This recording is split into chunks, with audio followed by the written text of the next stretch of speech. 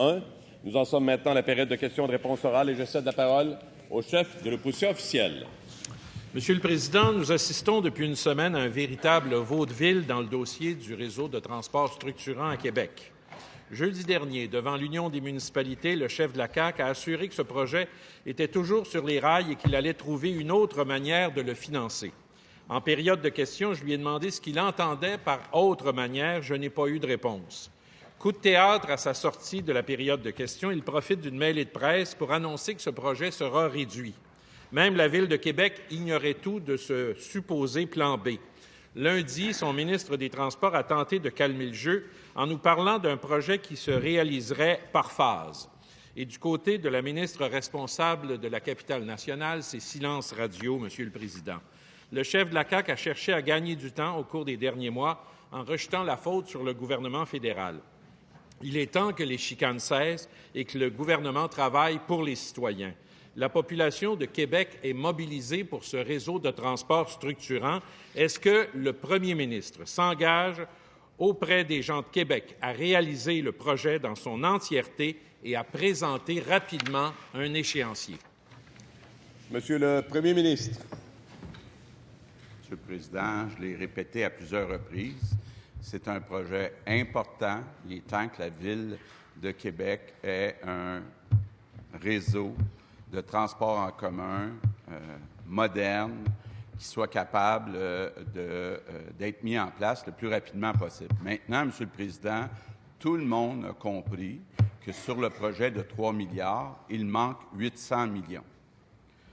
Donc, il n'y a pas beaucoup de possibilités, Monsieur le Président. On peut continuer de faire pression sur le gouvernement fédéral pour qu'il ajoute 800 millions.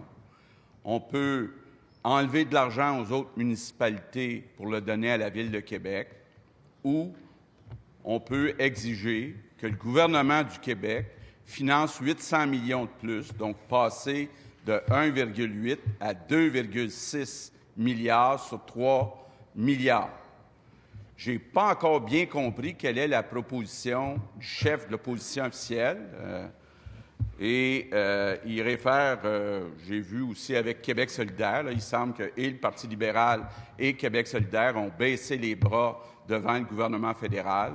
Nous, on va continuer, devant le gouvernement fédéral, et nous, on va continuer de se battre pour aller chercher un montant additionnel de 800 millions du gouvernement fédéral. Nous, contrairement au Parti libéral et à Québec solidaire, on n'a pas baissé les bras devant le gouvernement fédéral. Première complémentaire, Monsieur le chef de l'opposition officielle. Encore une fois, vous l'avez vu, pas de réponse claire, pas d'échéancier. Le chef de la CAQ soutient que ce financement du projet structurant de Québec pourrait même, disait-il, compromettre les projets d'autres municipalités, mais vous refusez toujours d'énumérer c'est quoi ces projets. Est-ce que vous pouvez nous soumettre la liste? Ça nous permettrait peut-être de comprendre votre virage à 180 degrés dans ce dossier. Monsieur le premier ministre. Monsieur le Président, le chef de l'opposition officielle a fait partie d'un gouvernement. Il sait comment ça fonctionne avec les municipalités. Il y a un fonds, donc, de 1,8 milliard pour l'ensemble des municipalités pour leur infrastructure verte. On a reçu beaucoup plus que 1,8 milliard de projets. On a déposé tous ces projets-là à Ottawa. C'est délicat. On essaie de faire une répartition qui est équitable entre les régions. On essaie d'y aller au mérite selon les projets. Puis évidemment, il faut avoir l'accord du gouvernement fédéral pour savoir, parmi tous ces projets, lesquels vont être acceptés sur le 1,8 milliard. Donc, le chef de l'opposition officielle va très bien comprendre qu'à ce moment-ci, on ne peut pas les rendre. Deuxième complémentaire, Monsieur le chef de l'opposition officielle. Ce qui est urgent, Monsieur le Président, c'est que la capitale nationale occupe la dernière place en matière de réseau de transport en commun par rapport aux autres villes canadiennes de même taille. Est-ce que le premier ministre considère que la Ville de Québec mérite d'avoir un système de transport comparable aux autres villes canadiennes? S'il vous plaît. Réponse, Monsieur le premier ministre. Monsieur le Président, l'ancien gouvernement libéral a conclu une entente où, dans le fonds pour le transport en commun, on ne peut prendre que 400 millions au lieu de 1,2 milliard pour la Ville de Québec. Donc, on a le choix où on demande au gouvernement fédéral de reviser ce programme, où on pige dans le fonds des infrastructures vertes puis on enlève de l'argent aux autres municipalités, ou on baisse les bras, comme semble le suggérer le chef de l'opposition officielle, et on ajoute, le gouvernement du Québec, 800 millions. Moi, j'ai l'intention de continuer à me battre pour que le gouvernement fédéral finance sa part. Troisième complémentaire, Monsieur le chef de l'opposition officielle. C'est drôle, Monsieur le Président, il y a deux projets majeurs essentiels à Québec, le troisième lien et le réseau de transport structurant. Pour le troisième lien, vous n'avez aucune idée du coût, vous n'avez aucune idée du tracé et aucun engagement du fédéral, et pourtant, vous annoncez la construction, ça va débuter d'ici 2022. Pourquoi est-ce aussi compliqué dans le dossier du réseau du transport structurant et si simple dans le dossier du troisième lien? Monsieur le Premier ministre. Monsieur le Président, tous ceux qui nous écoutent vont avoir remarqué que le chef de l'opposition officielle a beau chialer, il n'y a rien à proposer. Il n'y a rien à proposer. Il manque 800 millions pour le réseau de transport structurant et il n'a rien à proposer. Donc, quand il sera constructif, ça me fera plaisir qu'on se parle, Monsieur le Président. S'il vous plaît. S'il vous plaît. Question principale. Madame la députée de Maurice-Richard, vous êtes la seule qui appartient à la parole. Je vous demanderai votre attention à tous et à toutes. Monsieur le Président, la semaine dernière, le directeur parlementaire du budget fédéral confirmait nos craintes, maintes fois exprimées, à savoir que les producteurs du Québec ne recevront pas à court terme les indemnisations promises pour les pertes liées à l'accord de libre-échange avec les États-Unis et le Mexique. Les 3,9 milliards annoncés par le fédéral ne sont prévus ni dans les tableaux financiers du dernier budget, ni dans les crédits. Les producteurs du Québec, Monsieur le Président, sont inquiets, très inquiets. Ils méritent mieux que des promesses en l'air. Ils méritent l'assurance que l'argent leur sera versé rapidement, tel que promis. Est-ce que le ministre de l'Agriculture peut nous indiquer quelle démarche il a fait auprès de son homologue fédéral pour que les producteurs du Québec reçoivent leur chèque de la part d'Ottawa? A-t-il discuté d'un échéancier de paiement? Lui a-t-il écrit? L'a-t-il rencontré? A-t-il agi pour défendre les producteurs du Québec? Monsieur le ministre de l'Agriculture. Oui, merci, Monsieur le Président. Je remercie ma collègue pour sa question. Oui, effectivement, j'ai eu diverses discussions avec la nouvelle ministre, Mme Bibeau. La question, on connaît que l'accord, les paiements qui ont été prévus par le gouvernement fédéral sont dans le cadre de l'accord Pacifique, pas dans le cadre de l'accord avec les États-Unis puis le Mexique, qui n'a pas été ratifié encore, donc n'a aucune conséquence encore pour nos agriculteurs. Le gouvernement fédéral a annoncé 3,9 milliards de dollars, dont 1,5 milliard de dollars qui visent à compenser d'éventuelles baisses dans la valeur des quotas et un autre 2,1 millions de dollars qui vise la compensation de nos agriculteurs et de nos transformateurs. La ministre de l'Agriculture a exprimé qu'elle souhaitait être en mesure, d'ici juin, d'annoncer la nature de ces compensations-là à nos agriculteurs. Alors, nous sommes en attente de ces annonces-là du gouvernement fédéral d'ici la fin de juin, Madame la députée. Première complémentaire, Madame la députée de Saint-Henri-Sainte-Anne. Merci, Monsieur le Président. Vous savez, cet enjeu-là, il est fondamental pour le développement économique du Québec. Les producteurs attendent et sont inquiets. Ils veulent savoir quand est-ce qu'il y aura réellement des compensations. Or, ce que l'on entend, c'est qu'il y a eu des rencontres, des discussions. On parle du mois de juin, mais concrètement parlant, quel va être l'échéancier? Est-ce que le ministre de l'Économie s'est impliqué dans ce dossier et a parlé à son homologue pour discuter des tarifs et de résultats que ça va avoir et de l'impact que ça va avoir sur l'ensemble de l'économie du Québec? Monsieur le ministre de l'Agriculture.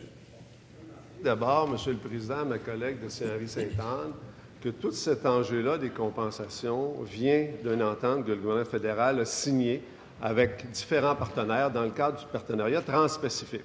Le gouvernement fédéral s'est engagé, à la face de tous les citoyens du Canada, à compenser de façon juste et équitable, entière et complète, les producteurs laitiers du Canada, dont ceux du Québec, dont les activités représentent 40 de la gestion de l'offre. Alors, tout le monde est bien conscient de l'impact que ça peut avoir sur l'économie du Québec, sur l'économie de nos producteurs.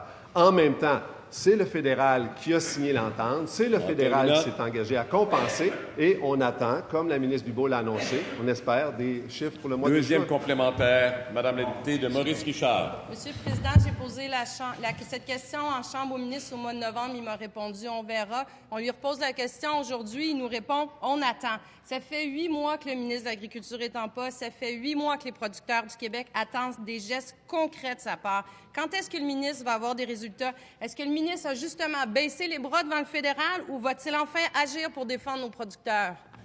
Monsieur le ministre de l'Agriculture.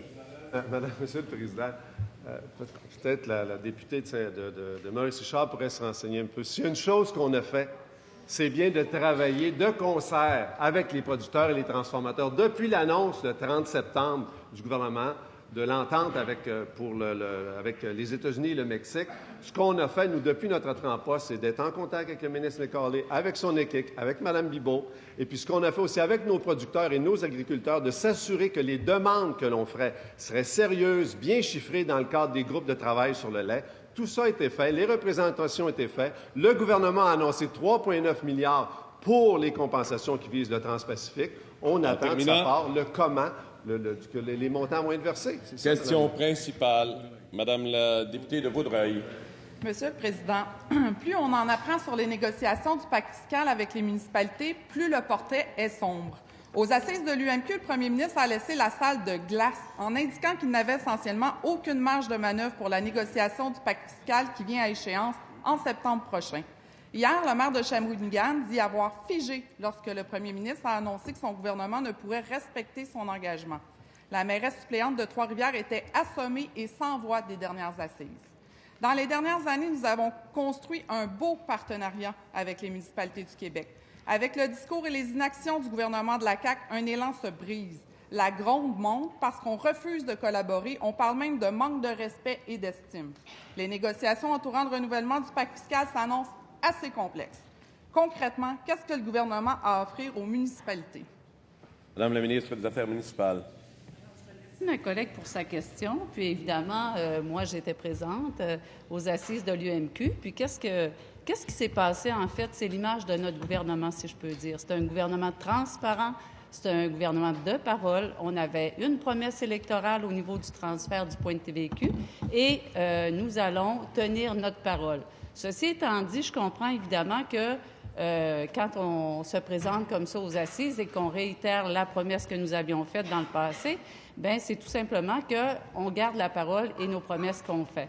Ceci étant dit, oui, j'ai rencontré par la suite plusieurs maires et mairesses. J'étais sur le terrain hier avec d'autres maires et mairesses et ceux-ci sont prêts également à ce qu'on se rencontre. Il va y avoir des négociations, mais sur la place publique, vous comprendrez qu'on ne peut négocier. Alors, les négociations se feront en privé avec les partenaires consultés. Première complémentaire, Madame la députée de Vaudreuil. Nos municipalités sont des partenaires de premier plan. Ils sont nécessaires pour le développement du Québec à tous les niveaux. Regardez nos élus présentement dans les inondations. Chapeau, ils font un excellent travail. Toutes les municipalités réclament que le gouvernement respecte son engagement pour le transfert du point de TVQ afin de diversifier leurs sources de revenus. Parce que présentement, la principale source de revenus est le citoyen via le compte de taxes municipales. La marge de manœuvre, il y en a. On parle même d'un surplus de 5,5 milliards.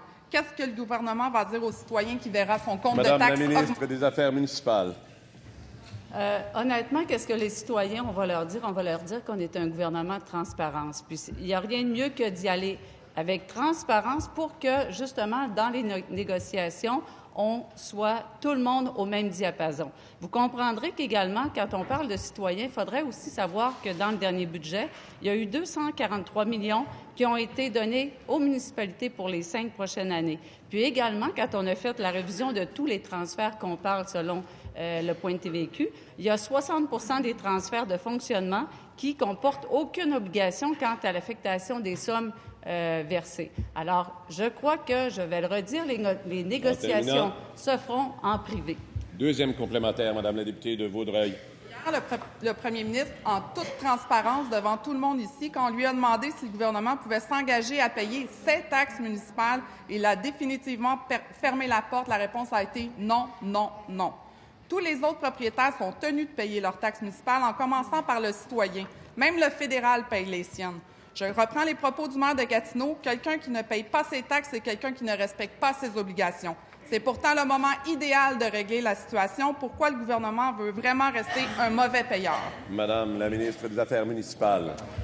Bien, je comprends la question parce que j'ai eu la même question la semaine passée, puis j'ai eu le temps également pour faire des recherches parce que je me demandais si cette promesse-là avait été tenue dans les anciennes années avec l'ancien gouvernement. Et cette promesse-là, pour les enlieux de taxes, n'était pas non plus confirmée. Alors, on est au même diapason. Ceci étant dit, on respecte notre promesse électorale. On va tenir notre transfert de points de TVQ. Soyez pas inquiets. Maintenant, comme je le dis, les négociations, on n'est pas ici pour parler des négociations sur la place publique. Et je félicite d'ailleurs mon chef qui a été très transparent lors des assises avec l'UMQ. Question principale, Madame la députée de Mercier. Président, les évaluations environnementales de GNL Québec sont même pas encore terminées que le ministre de l'Environnement trouve à ce projet des mérites. Que la compagnie nous vende son projet en présentant le gaz naturel comme une énergie propre, une énergie de transition, c'est une chose. Faire du marketing vert, ça fait partie de leur job. Mais que le ministre de l'Environnement morde à l'hameçon, ça, c'est vraiment inquiétant. Il faut être clair, là. Le gaz, comme le pétrole, c'est une énergie fossile. Pour être encore plus clair, si le pétrole, c'est un cigare, bien, le gaz naturel, c'est une cigarette. C'est pas mieux, là, même si les lobbies disent le contraire. Il n'est pas question qu'en 2019, un seul sou d'argent public vienne subventionner les énergies fossiles. Combien de lobbyistes de GNL Québec le gouvernement a-t-il rencontré? Monsieur le ministre de l'Environnement. Merci, Monsieur le Président. Merci à la collègue pour la question. Si on me permet de préciser ce que j'ai eu l'occasion de dire à plusieurs reprises au cours des dernières semaines, il n'y a pas un gouvernement sérieux qui ne prêterait pas une attention méticuleuse à un projet avec un potentiel de développement économique aussi important. On parle de plus de 10 milliards de dollars d'argent privé, donc des ressources pour une économie locale là, qui pourrait être considérable. D'ailleurs, oui, il y a eu des rencontres avec différents intervenants, notamment le milieu lui-même qui se mobilise dans certains cas pour appuyer le projet. Naturellement, ce que j'ai aussi l'occasion de répéter à plusieurs reprises, il y a des étapes qui sont bel et bien définies, que nous entendons respecter au niveau de la procédure environnementale pour nous assurer qu'ultimement, le projet, s'il devait aller de l'avant, ait le moins d'impact possible sur notre environnement. Donc, c'est des étapes qui sont connues, elles sont réitérées, nous entendons les respecter et il nous faut considérer toutes les options, notamment les avantages et économique et au risque de déplaire la collègue, il peut y en avoir aussi sur un plan strictement environnemental. Donc, la procédure se poursuit. Première complémentaire, Madame la députée de Mercier. C'est vraiment étonnant d'entendre le ministre parce qu'on dirait qu'on entend un promoteur du projet qui parle. Avec ses 7 millions d'émissions de gaz à effet de serre, ce projet à lui seul va annuler en une seule année tous les efforts que le Québec en fait de réduction de gaz à effet de serre depuis 1990. Pas besoin d'étudier le projet de midi à 14 heures pour voir qu'il est en train de nous faire reculer de 30 ans. Le ministre va-t-il s'engager à ne pas accorder un seul sou d'argent public pour un projet d'un autre siècle? Monsieur le ministre de l'Énergie et des Ressources naturelles. Oui, merci, Monsieur le Président. Écoutez, naturellement, le projet GNL est encore en élaboration et il va suivre tout le processus environnemental pour la suite. Naturellement, c'est le pipeline avec la liquéfaction là, au Saguenay, avec des milliers d'emplois, avec des investissements bien au-delà de 10 milliards de dollars au Québec. Et oui, ça fait partie de la transition énergétique, le gaz naturel liquéfié. Définitivement, c'est une réduction de 30 des GES par rapport au mazout. Et effectivement, on est en transition énergétique. On a l'hydroélectricité au Québec, mais quand même, 50 de l'énergie au Québec provient d'hydrocarbures fossiles. Alors, oui, ça existe. Oui, c'est dans la transition. Et il y a de l'industrie au Québec. Des usines de bouletage, des alumineries, ça prend de la flamme. On Deuxième le gaz complémentaire, naturel. Madame la députée de Mercier. Elle est la seule à avoir la parole. Votre attention. Le gaz naturel n'est pas une énergie de transition. GNL Québec, c'est du développement économique à la Maurice Duplessis. C'est une vieille façon de créer des emplois. Dans 20 ans, GNL Québec va être une ruine, puis on va vraiment regretter de l'avoir subventionné. Nos régions méritent mieux que le court-termisme chronique dont souffre ce gouvernement. Quand est-ce qu'il va réaliser que les énergies fossiles comme le gaz naturel, c'est un cul-de-sac économique aussi, pas juste environnemental? Monsieur le ministre de l'Énergie et des Ressources naturelles. Oui, merci, M. le Président. J'apprécie la question de ma collègue, mais naturellement, je ne suis pas du tout au même endroit qu'elle sur la vision du gaz naturel. S'il vous plaît. C'est normal. Pour nous, c'est un outil de développement économique et la transition énergétique doit effectivement passer par le gaz naturel, et on a édicté un règlement pour s'assurer de l'injection du gaz naturel renouvelable, qui est une excellente piste. Mais ce n'est pas vrai de penser qu'à court terme, même à moyen terme, le gaz naturel ne sera pas nécessaire et ne sera plus nécessaire. On peut faire de la transition énergétique, réduire de 30 les GES par rapport au mazout, faire de l'exportation, justement, pour verdir également les autres nations. On est là, on est d'accord. Je pense que c'est un bon projet. Le processus continue. Question principale, Monsieur le chef du troisième groupe d'opposition. Monsieur le Président, nous avons devant nous un gouvernement qui se dit nationaliste, mais à l'intérieur du Canada. Nous attendons les résultats. Il essuie un refus sans équivoque à la demande unanime de l'Assemblée nationale pour un rapport d'impôt unique. Et depuis quelques semaines, c'est un cirque avec Ottawa au plan des infrastructures. Des projets sont annoncés par le fédéral, accompagnés par des municipalités, sans même que le Québec soit présent. C'est gênant. On apprend maintenant qu'après des jours de tiraillage sur la place publique, le projet de tramway de Québec se fera par phase. Pourquoi? Parce que ce gouvernement ne réussit pas à faire plier Ottawa à quelques mois des élections fédérales. Je veux dire au premier ministre que nous allons l'appuyer là-dedans pour que nous ayons l'argent à la fois pour Montréal, pour Québec et pour les régions. Le Canada doit passer à la caisse. Comment le premier ministre peut-il accepter que le gouvernement fédéral impose son agenda et fasse des annonces en infrastructure sans même que son gouvernement ne soit dans le coup? Comment va-t-il faire pour se faire respecter du gouvernement du Canada? Monsieur le premier ministre.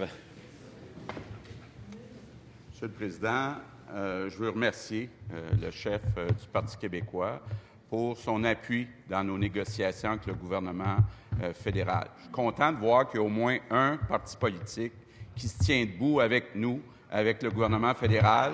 C'est sûrement pas le cas de Québec solidaire et du Parti libéral. Monsieur le Président, oui, l'argent est disponible d'une certaine façon. Il y a 5,2 milliards pour le transport en commun. Le problème, c'est que les règles qui ont été signées par le gouvernement libéral ne nous permettent pas d'utiliser 1,2 milliard pour le tramway de Québec. L'ancienne entente du gouvernement libéral nous permet de seulement utiliser 400 millions. Donc, Monsieur le Président, je suis content d'avoir l'appui du Parti québécois pour être capable, ensemble, d'aller convaincre le gouvernement fédéral de bien financer ce projet important pour la Ville de Québec et tout le Québec. Première complémentaire, la parole n'appartient qu'au chef du troisième groupe d'opposition. Votre attention, s'il vous plaît. Monsieur le Président, mon souhait pour le gouvernement, c'est que, comme pour le troisième lien, il puisse identifier que le tramway, c'est le projet du gouvernement. Et cesser de dire que c'est le projet du maire de Québec. Ça, c'est un souhait que j'ai pour le gouvernement. Je veux lui rappeler son nouveau projet pour les nationalistes, 2015, où il demandait d'être le maître d'œuvre des choix de priorité d'infrastructure et de se faire transférer l'ensemble des blocs provenant de Fonds Chantier Canada. Je demande au premier ministre, est-il capable de rapatrier ces fonds avant l'élection fédérale? Parce que là, c'est exactement ce qu'on... Monsieur le premier ministre. Monsieur le Président, le Parti québécois peut compter sur moi pour qu'on fasse des efforts pour aller chercher cet argent à Ottawa pour nos projets. Par contre, je ne comprends pas bien la proposition du Parti québécois. Ce que le Parti québécois disait durant la dernière campagne électorale, c'est qu'il s'engageait à ne pas tenir de référendum pour les 4 prochaines années. Donc, je veux juste comprendre là, comment le Parti québécois suggère de travailler pour aller chercher à court terme cet argent à Ottawa. Là, j'aimerais juste avoir une suggestion. Deuxième complémentaire, votre attention encore une fois, Monsieur le chef du troisième groupe d'opposition.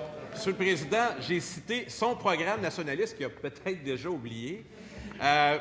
Nous, c'est le Québec qu'on appuie. Ce n'est pas le gouvernement de la Coalition Avenir Québec. On appuie le Québec tout le temps, en toutes circonstances, pour avoir le meilleur, ce qu'on a besoin, comme fonds, comme décision. Alors, ce n'est pas surprenant de notre part. Ce qui m'étonne, c'est la position de la CAQ, qui se dit nationaliste à l'intérieur du Canada, puis quant aux résultats, bien, ça ne donne rien. Alors, aussi bien suivre des gens qui ont toujours le Québec dans le cœur et qui en font la promotion tout le temps, en toutes circonstances, pas juste en campagne électorale. Monsieur le premier ministre, encore une fois, votre attention, s'il vous plaît. Monsieur le Président, les Québécois ont, dans le fond, 3 choix. Premier choix, le Parti libéral du Québec solidaire qui s'écrase devant le gouvernement fédéral. Le Parti québécois qui veut se séparer du Canada. Puis un gouvernement nationaliste qui va se battre avec bonne foi pour aller chercher notre part des programmes fédéraux. Je pense que c'est ce qui va être le plus efficace dans les prochaines années. S'il vous plaît, tout le monde. Je vous demande à nouveau votre attention. S'il vous plaît. S'il vous plaît. silence et attention, les bonnes règles pour qu'on puisse entendre des questions et des réponses. Je vous demande, s'il vous plaît, votre attention. S'il vous plaît, Monsieur le député, Monsieur le député, je vous regarde. Monsieur le député, je vous regarde. On évite de se parler. Je vous demande tout simplement d'être attentif aux questions, s'il vous plaît. Question, Madame la députée de Westmount-Saint-Louis. Merci, Monsieur le Président. Il y a 3 mois, le gouvernement a déposé son projet de loi sur la maternelle 4 ans. Le gouvernement savait que ça allait faire mal au réseau des services de garde et l'effet a été instantané.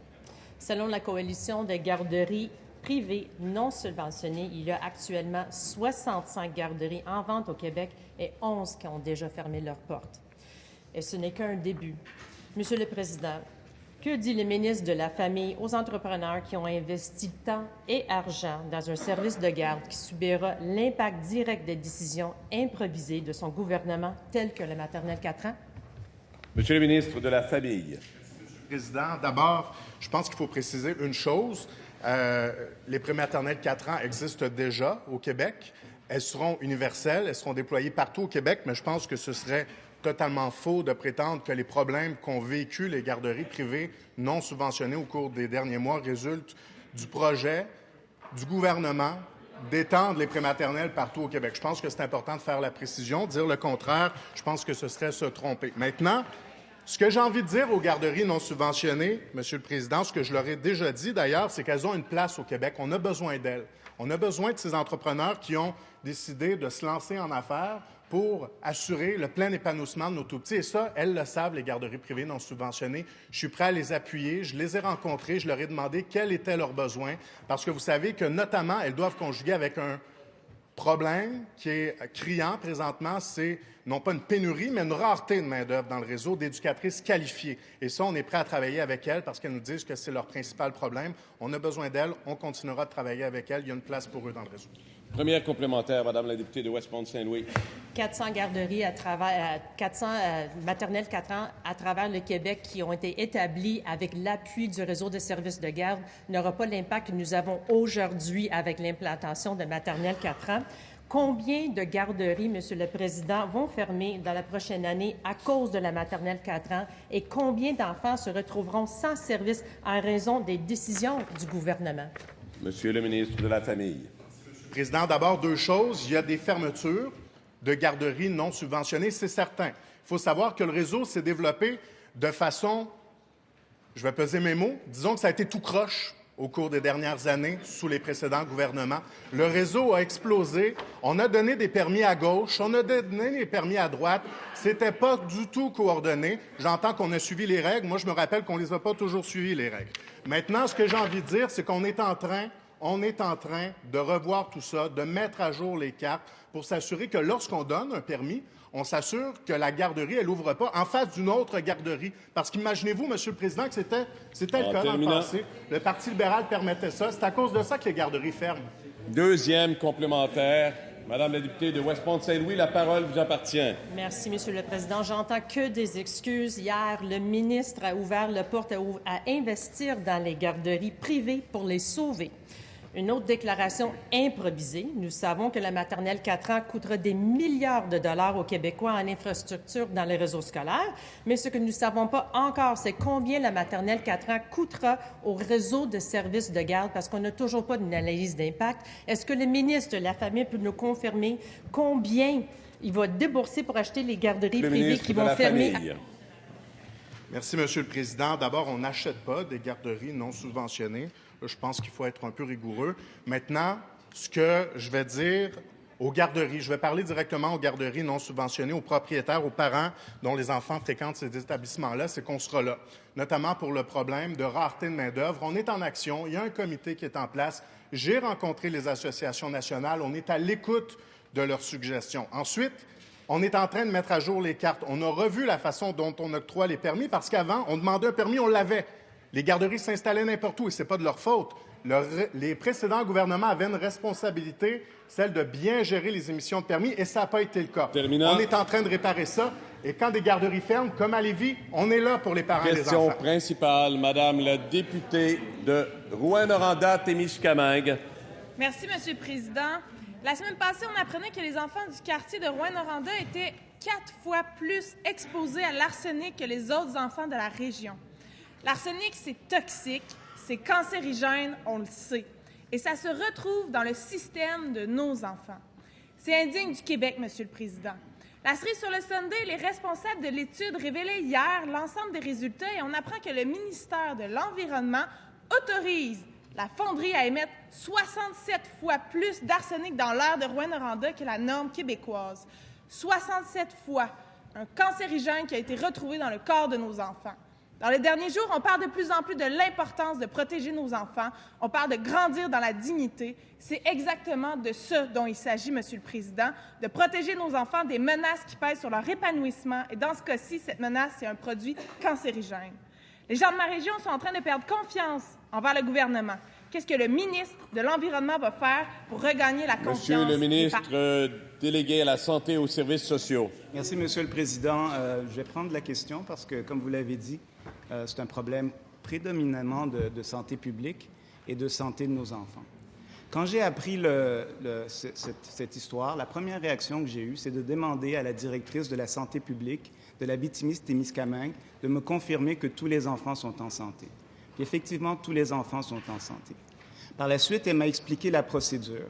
Donc, ce qu'il faut dire, c'est que depuis 30 ans, 40 ans, la santé publique de l'Abitibi-Témiscamingue suit les niveaux de 3 toxines, le plomb, le cadmium et l'arsenic, qui sont émis par cette usine qui a grandi dans... En fait, le quartier a grandi autour de cette usine et c'est pour ça que les enfants s'y trouvent.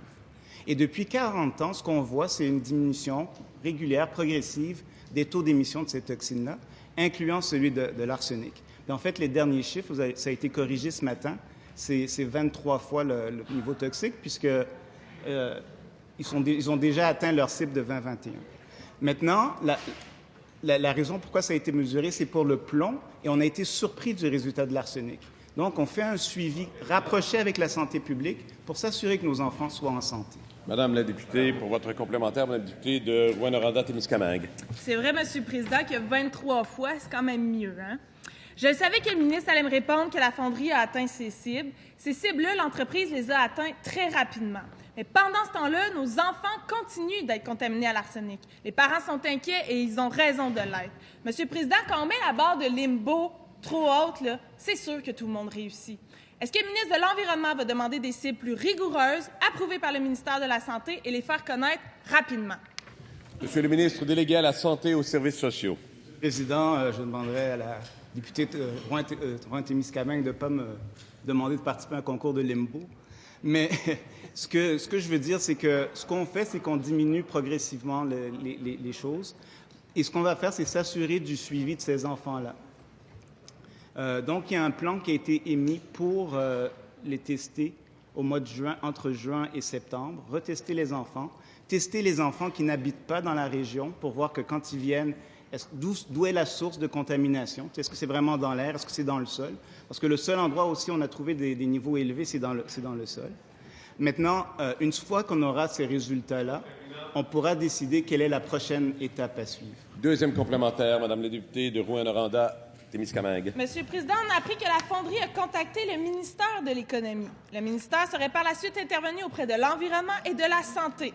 Suite à ces jeux de coulisses, la publication de l'étude a été retardée de 3 mois. Questionné sur ces informations inquiétantes, le ministère de l'Économie a refusé de répondre aux questions des journalistes. Qu'est-ce qui se passe, Monsieur le Président? Est-ce que le ministre de l'Économie peut se lever et nous expliquer son intervention alors que c'est un dossier de santé publique, alors que c'est la santé de nos enfants qui est en jeu? Monsieur le ministre de l'Environnement. Monsieur le Président, merci à la collègue pour la question. Effectivement, ça nous permet de réitérer que mon collègue et moi travaillons en étroite collaboration sur le dossier depuis un certain temps maintenant et c'est important de réitérer que notre première préoccupation en est une de santé publique, la santé de nos enfants, Mais ceci dit, il faut savoir aussi que la compagnie en question est sous protocole actuellement et qu'elle se conforme aux exigences qui lui sont imposées à travers ce protocole-là. La compagnie a investi plusieurs dizaines de millions pour améliorer ses techniques environnementales. Il lui reste d'importants investissements à faire au cours des prochaines semaines, en fait des prochaines années pour se confirmer. Et dans l'intervalle, on continue de suivre la question de près sous un volet principale, Madame la députée de Saint-Laurent. L'école publique est en train de perdre son âme. Ce n'est plus une école publique. C'est une école qui répond à des niches de consommateurs. On n'est plus dans la construction d'une citoyenneté et d'une culture commune. Monsieur le Président, ce sont les paroles de Claude Lessard, président de la Conférence sur la mixité scolaire et sociale. En octobre, vous étiez plus de 500 à se réunir pour réfléchir à notre société, à nos écoles. Et le constat qu'ils ont dégagé, c'est le constat que plusieurs intervenants du réseau de l'éducation partagent. C'est-à-dire que le projet de loi numéro 12 va privatiser notre réseau de l'éducation. Le projet de loi numéro 12 du ministre de l'Éducation fait en sorte qu'aujourd'hui, il y a des milliers de familles à faible revenu qui n'auront pas l'occasion de dire à leurs enfants qu'ils pourront pratiquer un sport, faire de l'art-études ou faire un programme international. Qu'a-t-il à répondre, le ministre de l'Éducation, à environ 18 000 familles à Montérégie qui sont à faible revenu avec des enfants lorsque leurs enfants vont revenir à la maison en disant « Pourquoi que moi, je n'ai pas le droit d'avoir aussi un sentiment d'appartenance dans mon réseau de l'éducation, dans mon école? » Monsieur le ministre de l'Éducation. Monsieur le Président, le droit à la gratuité des services éducatifs, c'est extrêmement important et ça demeure et ce sera confirmé par le projet de loi 12. Un des exemples que nous a servi la collègue à plusieurs reprises lors de l'étude du projet de loi 12, c'est un support étude autour de 10 000 $. On parle de support équestre. Donc, les jeunes qui font des sports équestres en plus, de manière compétitive, en plus d'aller à l'école. Vous comprendrez que le droit de faire du cheval à 10 000 $ par année, c'est pas un droit à l'éducation, c'est autre chose. C'est pas vrai qu'on va se mettre à payer des sports équestres à tout le monde, à la grandeur du Québec. Le droit à la gratuité, là, c'est les matières de base, c'est les services particuliers, c'est tout ce qu'il faut pour amener nos jeunes qui ont soit de la douance, soit une facilité normale, ou soit des difficultés, des besoins particuliers, de donner 100 % des services professionnels pour que chaque jeune ait au bout de son potentiel. C'est ça, notre mission. Et le projet de loi 12, bien, c'est venu baliser les erreurs du prochain gouvernement. Il faudrait qu'elle regarde autour d'elle. Les députés sont encore là. Ceux qui ont du précédent gouvernement. On écoute bien ce qu'on veut entendre. Hein? Les erreurs. Première complémentaire. Silence, s'il vous plaît. Madame la députée de Saint-Laurent, vous êtes la seule à qui appartient la parole. Monsieur le Président, nous n'avons pas de leçon à recevoir de quelqu'un qui n'a fait aucun devoir. Il s'est présenté en études détaillées, sans aucune statistique, sans aucune donnée probante. Nous avons dû lui apprendre ce qui se passait dans son réseau de l'éducation, dans notre réseau d'éducation. Ce n'est pas anecdotique, les programmes particuliers à plus de 1 000 $, 5 000 $, et c'est pas seulement du cheval, c'est aussi du tennis, mais c'est aussi des laboratoires informatiques.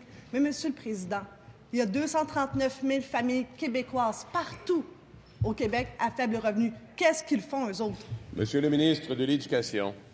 Et je veux dire à toutes ces familles-là qui ont des difficultés, qui ont de la misère à joindre les deux bouts, que le droit à l'éducation gratuite sera plus affirmé, plus clair et plus fort que jamais avec l'adoption du projet de loi 12. C'est fini de recevoir des factures floues, de recevoir des frais gonflés, de se faire facturer pour des choses qui ne devraient pas être facturées, de se faire facturer pour des frais d'administration, des frais d'admission, des frais de sélection.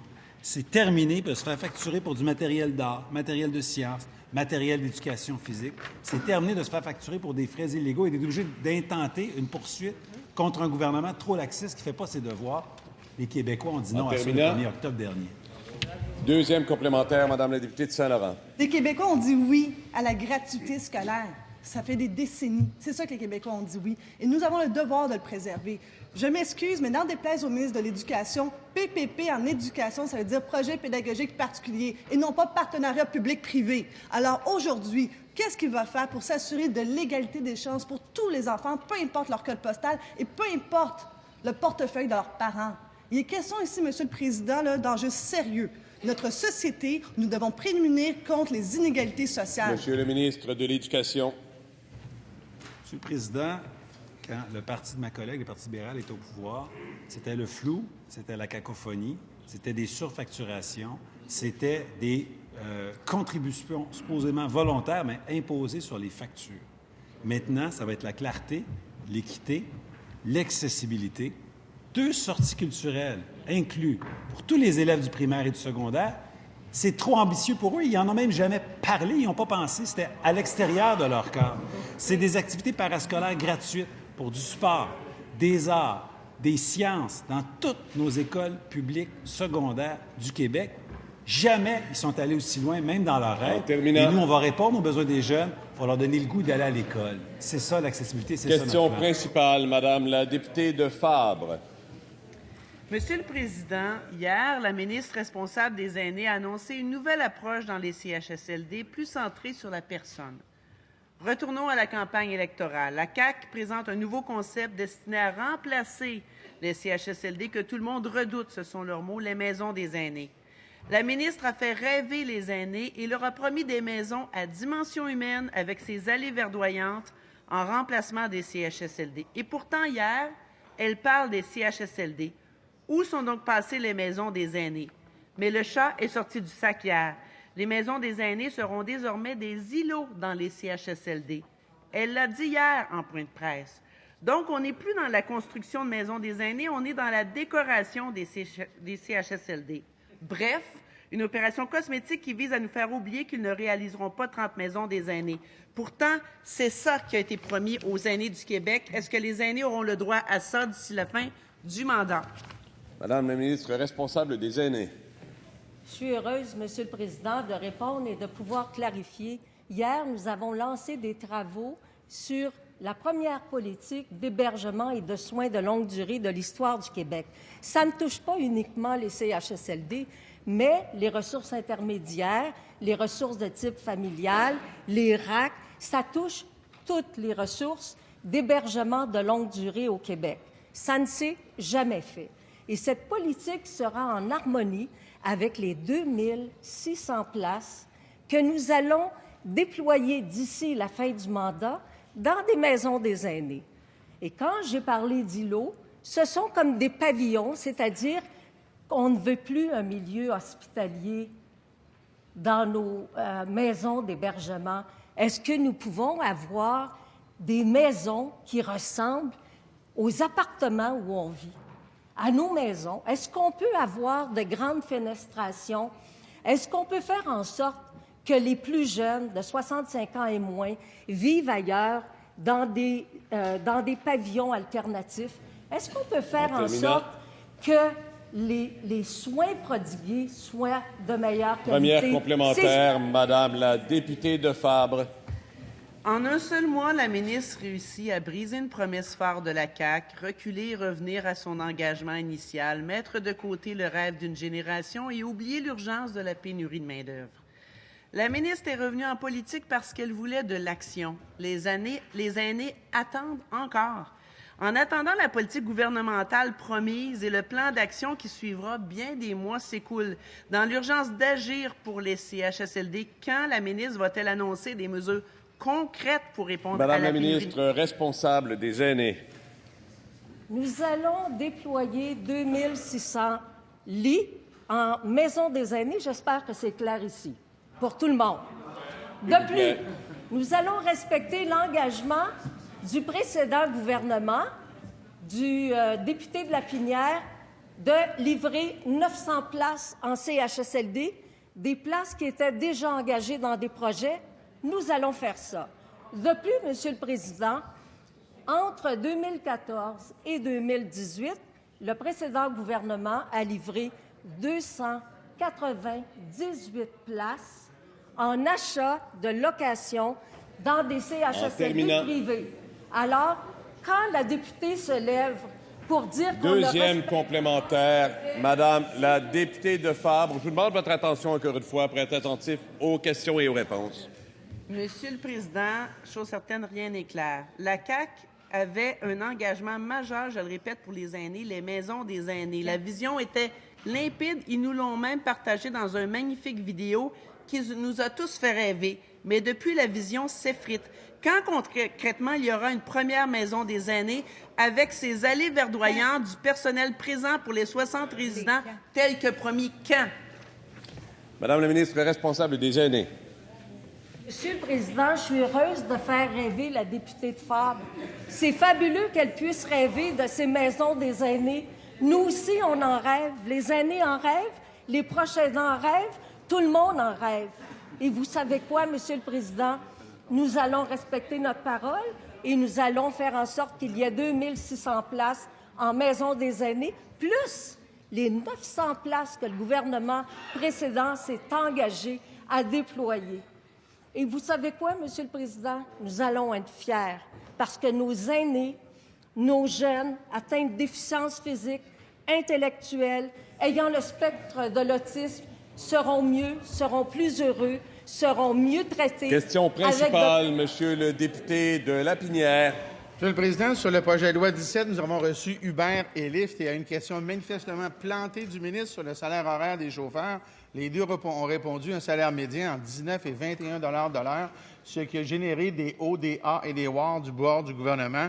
Et quand ça a été mon tour, je leur ai demandé si c'était brut ou net. C'est brut et ça a arrêté les WAR et les hauts et les A. Et là, je suis allé sur les coûts de système. Évidemment, le sujet que le Trésor ne veut pas parler, location d'auto, essence, des frais à la charge du chauffeur qui montent jusqu'à 7 à 9 $ de l'heure, ce qui ramène leur salaire horaire au ou sous le salaire minimum. Est-ce que le ministre a oublié que son premier ministre s'est vanté de pouvoir créer des jobs à 30 $ de l'heure, alors 10 à 15 000 jobs au salaire minimum? N'est-ce pas un aveu d'échec du ministre ou de son gouvernement? Monsieur le ministre des Transports. Monsieur le Président, les chauffeurs de taxi auront des charges financières administratives beaucoup moins. Les chauffeurs locataires auront des charges encore moins. Le député le sait très, très bien. La plupart de ces chauffeurs locataires, qui sont à peu près 11 000, 11 500 au Québec, paient entre 300 et 600 $ par semaine de frais de location. Oui, ils auront par la suite une voiture à s'acheter, des assurances, mais le coût sera pas mal moindre de ce qu'ils payaient déjà. Ils auront nécessairement plus d'argent dans leur poche. C'est le défi qu'on s'est donné, c'est le défi qu'on leur donne aussi, d'avoir des incitatifs où ils pourront faire un travail, encore une fois, mieux rémunéré. C'est pour ça qu'on a déposé cette loi. Cela met fin à la période de questions et de réponses orales. Merci de votre collaboration.